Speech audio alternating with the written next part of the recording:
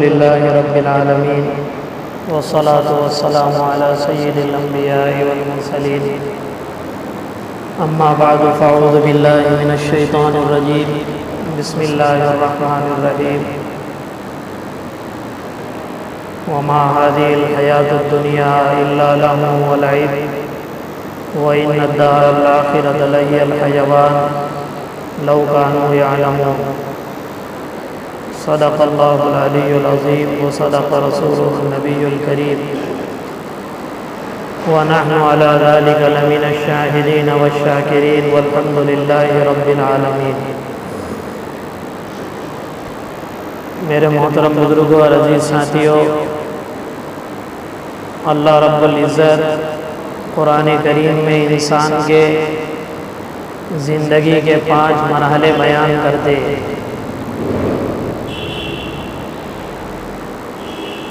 جو بڑھاپے تک پہنچ جاتا ہے عموماً اس کے ساتھ یہ 5 مرحلے آتے ہیں، اور جو بچپن میں جوانی میں ادھیڑ عمر میں ہی اگر دنیا کو چھوڑ دے تو اس کے ساتھ یہ مراحل آتے نہیں ہیں۔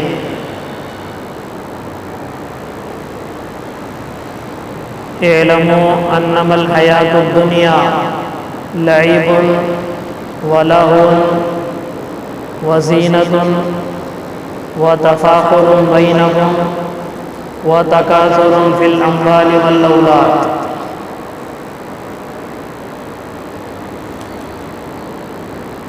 ہر ایک کے ساتھ یہ 5 زندگی کے مرحلے ہیں۔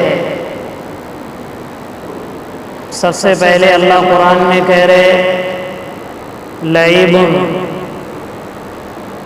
جب انسان کی زندگی شروع ہو جاتی ہے اس وقت بچہ ایک کھلونے کی شکل میں ہوتا ہے، اس کو ماں بھی گود میں اٹھاتی ہے، باپ بھی گود میں اٹھاتا ہے، بڑے بھائی چھوٹے بھائی اور آپس میں بہنیں، اور یہ جتنے بھی ہمارے گھر کے بڑے ہوتے ہیں وہ سب کے سب اس بچے کو کھلونا بنا دیتے ہیں، اور ہوتا ہے یہ سب کے ساتھ، سب کے گھر میں، اور فطری بھی چیز ہے۔ جناب محمد رسول اللہ صلی اللہ علیہ وسلم نے ایک مرتبہ حسن اور حسین رضی اللہ تعالیٰ عنہ کو بوسہ دیا، وہ آپ کے بدن پر کودنے لگے۔ اقرا ابن حابس رضی اللہ تعالیٰ عنہ کہنے لگے یا رسول اللہ، آپ اتنے بڑے ہیں اور یہ چھوٹے چھوٹے بچے آپ کے بدن پر کود رہے۔ اللہ کے نبی نے ان سے پوچھا اقرا تمہیں کتنے بچے؟ کہنے لگے مجھے 10 بچے، لیکن کبھی میں اس طرح اپنے بدن پر کودنے نہیں دیتا۔ جناب محمد رسول اللہ صلی اللہ علیہ وسلم نے فرمایا تیرے دل سے اللہ نے رحم کو کھینچ لیا ہے تو اس میں میرا کیا قصور ہے؟ تو چھوٹا بچہ 1 سال کا، 1.5 سال کا، 2 سال کا یہ گھر کا کھلونا بن جاتا ہے،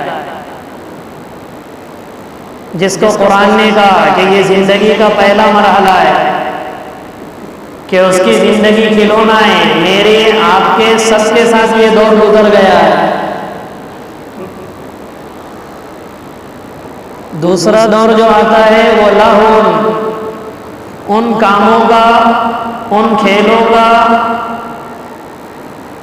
جس کو نہ دنیا میں نفع ہے نہ جس کا آخرت میں نفع ہے، اور یہ زندگی کا مرحلہ شروع ہوتا ہے 3 سال، 4 سال، 5 سال کے بعد سے۔ آپ نے دیکھا ہوگا چھوٹے چھوٹے بچے ریت پر اپنا گھر بناتے اور کہتے یہ میرا گھر ہے، اور پھر اسی کو لات مار کے توڑ کے ختم کر دیتے۔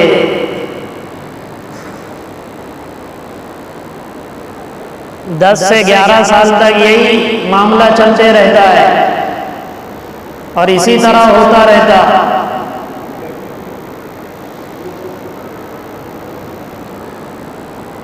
پھر اس کے بعد تیسرا مرحلہ آتا ہے میری آپ کی زندگی کا، اور وہ تیسرا مرحلہ آتا ہے جس کو قرآن نے کہا وزینتن،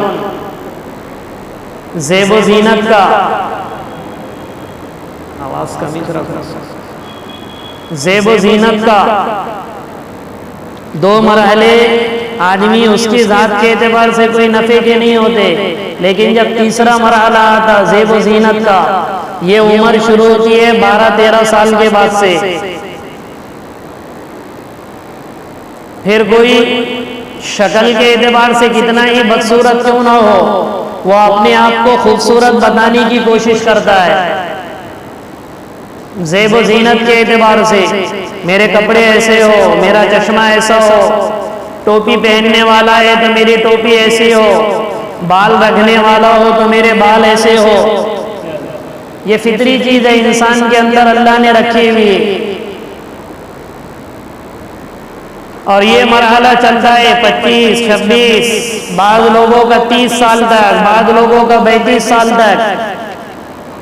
پھر اس کے بعد کا مرحلہ آتا ہے وَتَفَاخُرٌ بَيْنَكُمْ وَتَكَاثُرٌ فِي الْأَمْوَالِ وَالْأَوْلَادِ، ایک دوسرے پر فخر کرتے۔ فخر کی بھی کئی قسمیں، کسی کو دولت پہ فخر ہوتا، کسی کو اپنے علم پر فخر ہوتا، کسی کو اپنے عہدے پر فخر ہوتا، کسی کو اپنی نیکی پر فخر ہوتا۔ یہ فخر چلتے رہتے کب تک؟ 40 سے 45 سال کی عمر۔ پھر اس کے بعد قرآن نے کہا وَتَكَاثُرٌ فِي الْأَمْوَالِ وَالْأَوْلَادِ، پھر اولاد کے سلسلے میں اور پھر مال و دولت میں بڑھنے کے سلسلے میں ایک دوسرے سے سبقت لے جانے کی آدمی کوشش کرتا ہے۔ جوانی میں مال کے بڑھانے کی فکر نہیں ہوتی عموماً، اور نہ اس کی زیادہ تمنا ہوتی ہے، لیکن جب عمر کی ایک حد ختم ہو جاتی ہے 40 سال 45 سال، تو آدمی یہ سوچتا ہے اس سے زیادہ مال میرے پاس کیسے آ جائے، میں آل و اولاد والا کیسے شمار ہونے لگ جاؤں۔ اور پھر اللہ پاک نے فرمایا جب 55-60 سال کی عمر ہو جاتی ہے کَمَثَلِ غَيْثٍ أَعْجَبَ الْكُفَّارَ نَبَاتُهُ ثُمَّ يَهِيجُ فَتَرَاهُ مُصْفَرًّا ثُمَّ يَكُونُ حُطَامًا، 50-60 سال کے بعد جس طریقے سے کٹی ہوئی کھیتی ہوتی ہے، مثال صاف صاف اللہ دے رہے، میری آپ کی اگر وہاں تک عمر پہنچی تو ہم خود دیکھیں گے 60 سال کی عمر کے بعد کی زندگی کٹی ہوئی کھیتی کی طرح ہے، پڑی ہوئی ہوتی ہے۔ جیسے یہ گنے وغیرہ کو آپ دیکھو، جب ان کی کٹائی ہو جاتی ہے تو بالکل بھوسا پڑا ہوا رہتا ہے۔ یہ زندگی کے مرحلے سب کے ساتھ آئے ہیں، آنے والے ہیں، اللہ ماشاءاللہ کوئی ہوگا جو اس عمر تک پہنچے، ورنہ اللہ کے نبی نے فرمایا عمری وَأَعْمَارُ أُمَّتِي مَا بَيْنَ 70 إِلَى 60، میری عمر اور میری امتیوں کی عمر عموماً 60 سے 70 سال کے درمیان ہوتی ہے، بہت کم ہے جو اس سے تجاوز کرتے۔ تو یہ زندگی کے مرحلے اللہ نے سب کو دیے، اور بتایا بھی کہ دیکھو اگر تمہاری زندگی میں دین کی محنت نہیں ہے تو تمہاری زندگی انہی لائنوں میں گزرنا شروع ہو جائے گی۔ پہلے کھلونا ہے، پھر لاؤ ہے، پھر زیب و زینت ہے جس کو ہماری زبان میں کہتے ہیں اسٹائل مارنا، پھر اس کے بعد فخر ہے، پھر اس کے بعد بڑا چڑھی کا معاملہ ہے، پھر ہر ایک کو کل نفس ذائقۃ الموت، ہر ایک کو پھر موت آ کر پکڑ لیتی ہے۔ وَقَدْ فَارَقَ النَّاسُ الْأَحِبَّةَ قَبْلَنَا وَآيَا دَوَاءُ الْمَوْتِ كُلَّ طَبِيبٍ تَمَلَّكَهَا اللَّاتِي تَمَلُّكَ صَالِبٍ وَفَارَقَهَا الْمَاضِي فِرَاقَ صَلِيبٍ سُبِقْنَا إِلَى الدُّنْيَا فَلَوْ عَاشَ أَهْلُهَا مُنِعْنَا بِهَا مِنْ جَيَّةٍ وَذَهُوبٍ۔ ہر ڈاکٹر کے پاس کوئی نہ کوئی بیماری کا کوئی نہ کوئی علاج ملے گا، لیکن موت کا علاج کسی کے پاس نہیں ہے۔ اور جب آدمی دنیا چھوڑ کے چلا جاتا، اس کے بعد میں آنے والے اس کی جائیداد پہ شاعر کہتا ہے ڈاکوؤں کی طرح امٹ پڑتے۔ تملکها اللاتی تملک صالب وفارقها الماضی فراق صلیب، اللہ ماشاءاللہ کسی کی وراثت شریعت کے مطابق تقسیم ہوتی ہوگی. تو یہ دنیا کی زندگی اللہ نے ہم کو دی ہے، تو یہ اعمال کرنے کے لیے دیے، گزارنے کے لیے نہیں دیے. اور اس کے لیے اللہ نیکیوں کے سیزن لاتے، اس کے لیے اللہ رب العزت ماحول بناتے. دیکھو یہ ماحول تمہارے لیے نیکی کرنے کا، یہ ماحول تمہارے لیے نیکی کرنے کا. ہر بڑے عمل سے پہلے چھوٹے چھوٹے اس کے اثرات اللہ ظاہر کرتے. بارش کے آنے سے پہلے ٹھنڈی ٹھنڈی ہوائیں لاتے، سورج کو طلوع کرنے سے پہلے صبح صادق کو اللہ نکالتے. ہر عمل سے پہلے کچھ اثرات. ایسے رمضان کا مہینہ آنے سے پہلے، چونکہ زندگی کا ایک بہت بڑا حصہ ہے، جناب محمد الرسول اللہ صلی اللہ علیہ وسلم جس کے لیے 2 مہینے پہلے سے دعا مانگتے تھے، اللہم بارک لنا فی رجب و شعبان و بلغنا رمضان. یعنی اس کا مطلب یہ ہے کہ جب اللہ کے نبی رجب میں آتے تو رمضان کے ختم تک کی زندگی کی بھیک مانگتے اللہ سے، اللہ مجھے یہ 3 مہینے کی زندگی عطا فرما. یہی مطلب ہے اس کا، اے اللہ میرے رجب کے مہینے میں برکت عطا فرما، میرے شعبان کے مہینے میں برکت عطا فرما، اور مجھے رمضان تک پہنچا. کیا مطلب؟ یعنی ان 3 مہینے کی زندگی عطا فرما. پتہ نہیں رمضان سے پہلے پہلے میرا دفتر بند ہو جائے اور مجھے بھی مٹیوں کے حوالے کر دیا جائے. اس رمضان سے پہلے اللہ نے شعبان کا مہینہ اس کی آمد کے لیے اور اس کے استقبال کے لیے اللہ نے دیا کہ جس طرح رمضان میں تمہیں اعمال کرنے ہیں، یہ رجب اور شعبان کے مہینوں سے ہی اعمال میں لگ جاؤ. اس لیے بی بی عائشہ صدیقہ رضی اللہ تعالیٰ عنہ فرماتی، جناب محمد رسول اللہ صلی اللہ علیہ وسلم شعبان کے مہینے میں کثرت سے روزے رکھا کرتے تھے. اکا دکا، یہ صرف 15ویں شب کا روزہ نہیں، اس کا بھی رکھتے تھے. ایام 20 کے روزے تو اللہ کے نبی کا معمول تھا. 13ویں 14ویں 15ویں تاریخ یہ تو اللہ کے نبی کا معمول. لیکن اس کے علاوہ شعبان کے مہینے میں رمضان کا استقبال روزوں کے ذریعے سے اللہ کے نبی کیا کرتے تھے. اس لیے یہ بھی ہمارے اعمال ہے کہ رمضان کی تیاری میں ہم شعبان کے مہینے میں روزے رکھے. اتنا نہیں ہو سکتا پیر جمعرات کے روزوں کا اہتمام کرے.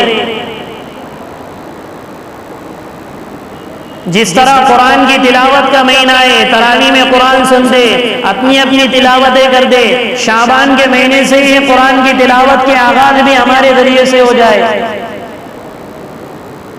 رمضان میں اللہ کا شکر کرتے، لیکن ابھی سے، کیونکہ بات کے ایک گھر میں اگر شادی ہو تو 1 مہینہ 2 مہینے پہلے سے اس کی تیاریاں کی جاتی ہے. جب رمضان کا مہینہ ہمارے اوپر منڈلا رہا ہے، اللہ کے نبی کہتے تھے، اے لوگو تم پر ایک مہینہ آنے والا ہے، بڑا مبارک مہینہ ہے.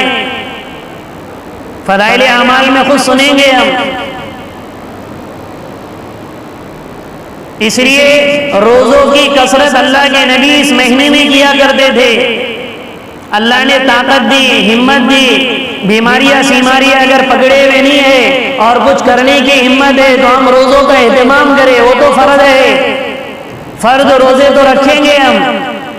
اس کو نہیں رکھیں گے تو کیا کریں گے؟ وہ تو رکھنا ہی رکھنا ہے. لیکن اس کے ساتھ ساتھ ہم یہ شعبان کے مہینے میں بھی روزوں کا اہتمام کریں. اور جس طریقے سے رمضان کے مہینے میں عموماً زکوٰۃ ہم نکالتے ہیں، ابھی سے اس کا اہتمام کرنا شروع کر دے. کیونکہ یہ مسئلہ بھی آپ کو معلوم ہونا چاہیے، زکوٰۃ نکالنے کے لیے دن کی تعیین شرط ہے. زکوٰۃ کے نکالنے کے لیے دن کی تعیین شرط ہے. سال بھر میرا مال اچھے سے رہے، سال بھر میرے مال میں نقصان نہ آئے، سال بھر میری دکان میں نقصان اور گھاٹا نہ آئے، ادھر ادھر میرا پیسہ نہ جائے، تو زکوٰۃ کے دن کی تاریخ طے کرے. عموماً لوگوں کو پتہ نہیں ہوتا. ہاں وہ لڑکیاں جن کی شادی ہو جاتی ہے، باپ اس کے لیے 1 تولہ 2 تولہ سونا دے دیتے، تو اس کو تو پتہ ہوتا ہے کہ میں صاحب نصاب کب بنی ہوں. اس کی شادی کی تاریخ ہے، اس کے صاحب نصاب کا دن ہوتا ہے. لیکن عموماً ایک تاجر کو اور ہم سب کو پتہ نہیں ہوتا کہ میرے پاس 24,000 25,000 روپے کب آئے. تو اس کے لیے کہا جاتا عموماً رمضان میں لوگ زکوٰۃ نکالتے. کوئی 14 شعبان کو اپنی تاریخ طے کرتا ہے، چونکہ اللہ کے یہاں اعمال کے اعتبار سے یہ میری سال کا پہلا دن ہوتا ہے. کچھ لوگ 14 شعبان کو، اس کا مطلب یہ ہوتا کہ ہم اپنے پورے اماؤنٹ کو طے کر دے، میرے اوپر اتنی زکوٰۃ نکل رہی ہے کہ میرے اوپر 1,02,232 روپے زکوٰۃ نکل رہی ہے، پھر وہ زکوٰۃ ہم کبھی بھی ادا کرے. لیکن دن طے ہونا ضروری ہے. پہلا روزہ طے کرو، 10واں روزہ طے کرو، 15واں روزہ طے کرو، عید کے بعد طے کرو، جب بھی من میں. لیکن اگر جو روزہ آپ طے کریں گے پھر ہر سال آپ کو اسی دن اپنی تاریخ کے اعتبار سے زکوٰۃ نکالنا پڑے گی. بہت سارے لوگ کہتے ہیں اتنا سب نکالنے کی کیا ضرورت، ہم تو بس الگ ٹپ دیتے ہی رہتے ہیں. لاکھ روپے کی اگر مجھ پر زکوٰۃ ہے تو میں 2 لاکھ کی نکالوں گا. جمعہ کی 2 رکعتیں اور بہت زیادہ جذبے میں آ کے 4 رکعت پڑھیں گے تو نماز ہوگی جمعہ کی. 4 رکعت عشاء کی ہے، کہہ رہے نہیں میں آج 6 رکعت پڑھوں گا. نہیں، 4 پہ سلام پھیرنا پڑے گا، بعد میں 50 رکعتیں خود سے پڑھ لو. ایسے رمضان سے پہلے ہی اپنے مال کی تعین بھی کر دے کہ کتنا آنا ہے، کتنا میرے پاس ہے اور کتنا کسی کو دینا ہے. چونکہ رمضان کے مہینے میں اللہ کے نبی صلی اللہ علیہ وسلم کے بارے میں آتا آپ کثرت سے سخاوت کا اہتمام کرتے تھے. اس لیے مال کے لگانے کے بارے میں اور سخاوت تو ایک الگ چیز ہے جو زکوٰۃ نکالنے سے اعلیٰ درجے کی ہے. زکوٰۃ تو فرض ہے، سخاوت اس سے آگے کی چیز ہے. تو ہم ابھی سے اس کا اہتمام کریں. غربا پر، اہل سربر، جس کو بھی ہم دینا چاہے. جس طرح روزوں کا اہتمام، اس طرح سخاوت. جناب محمد رسول اللہ صلی اللہ علیہ وسلم کے بارے میں آتا آپ رمضان کے مہینے میں آندھی اور طوفان سے زیادہ سخاوت کیا کرتے تھے. کالریح المرسلی. تو ہم ابھی سے اس کی عادت ڈالیں. قرآن کریم کی تلاوت صرف رمضان کے مہینے میں نہیں ہے بلکہ ابھی سے اس کا اہتمام کریے، تیاری ہے رمضان کی. اور ان سارے اعمال کے ساتھ ساتھ دوسروں کو خیر پر بلانے کی دعوت اور دوسروں کو برائی سے روکنے کی محنت میں بھی اپنے آپ کو لگائے. رمضان کا سارا مہینہ یہ اعمال کا ہے اور پھر اس کے ساتھ ساتھ اللہ کے دین کی محنت، یہ میری آپ کی ذمہ داری ہے. اس کے لیے اپنے اوقات کو فارغ کرنا، اس کے لیے اپنے اوقات اس طرح طے کرے کہ میں 3 دن کے رمضان میں جماعتیں بنے گی. پہلے روزے کو انشاءاللہ جاؤں گا، 12ویں روزے کو میں جاؤں گا، 20-22 روزے کو میں جاؤں گا، یا پھر 5ویں روزے کو یا 6 روزے کو. ہم خود اپنے گھر میں بیٹھ کے اس کا مشورہ کریں. ہر عمل کا ہمارے یہاں مشورہ ہے. دنیاوی لائن کے اعتبار سے، اعمال دعوت کے اعتبار سے بھی ہم مشورہ کریں. اللہ کے راستے کے فضائل بھی ہمارے سامنے ہو کہ میں نکل کر میرے 2 بول کی وجہ سے کوئی ہدایت پر آ گئے. لا یہدی اللہ بک رجلا واحدا خیرا من حمر النعم. اللہ کے نبی نے فرمایا علی، تیرے بول کی وجہ سے کوئی آدمی اگر راہ راست پر آ جائے تو تیرے لیے سرخ اونٹوں سے زیادہ بہتر ہے. عرب میں ایک سرخ اونٹ کی قیمت ہمارے زمانے میں سوئفٹ ماروتی کار کے برابر ہوتی تھی. ایک آدمی کے پاس یہ ہے، ایک آدمی کے 2 بول کی وجہ سے بے نمازی بن گیا، بے حیا با حیا بن گیا، جھوٹا آدمی سچا آدمی بن گیا، بے گناہ کرنے والا نیک بن گیا. جس کو 60 سال میں کبھی جس نے قرآن کھول کر نہیں دیکھا تھا وہ قرآن کا سیکھنے والا بن گیا. اس کے اوپر 25 سال میں ہی اللہ نے حج کو فرض کر دیا تھا، لیکن 50 سال ہو گئے اس نے اب تک حج نہیں کیا. وہ اس کو دین کی محنت کی برکت سے حج کرنے کا سلیقہ بھی اسے آئے گا. اس لیے اس محنت میں اپنی ذات کو محتاج بنا کر یہ کرے کہ بھی کرنا تو سب کو ہے، مجھے بھی کرنا ہے. اس لیے خود اپنی ترتیب، اپنی اولادوں کی ترتیب. اللہ اگر ماحول سازگار بنائے اور انشاءاللہ رہے گا، اگر ماحول سازگار رہے تو ہم کو باہر جانا پڑے گا، نہیں اگر ہے تو اپنی مسجدوں میں بھی ہم جماعتیں بنا سکتے. نکلنا گھر سے باہر ہے، پھر یہاں ہو یا کہیں اور ہو، اس کے لیے 3 دن اللہ کے گھر میں رہے گے، اعمال کرے گے، اللہ سے لینا، اللہ سے مانگنا، 3 دن 40 دن 4 مہینے مسجدوں کے ماحول میں رہیں گے۔ نگیٹو پہلو کو چھوڑ دو، ہر محنت میں نگیٹو پہلو ہوتا ہے۔ ایک باپ کے اندر بیٹے کو نگیٹو پہلو دکھتا ہے، ایک بیٹے کو اس کے باپ میں نگیٹو پہلو دکھتا ہے۔ ہر محنت میں کوئی نہ کوئی نگیٹو پہلو ہے، لیکن ہر چیز میں خیر کے پہلو تلاش کیا کرو کہ اس میں کتنی خیر ہے، تو اس کے لیے اعمال کرنا ہمارے لیے آسان ہو جائے گا۔ اس کے لیے سب کریں گے نا اس کی فکر انشاءاللہ۔ اللہ عمل کی توفیق عطا فرمائے۔ یہ سنتیں پڑھ لیں۔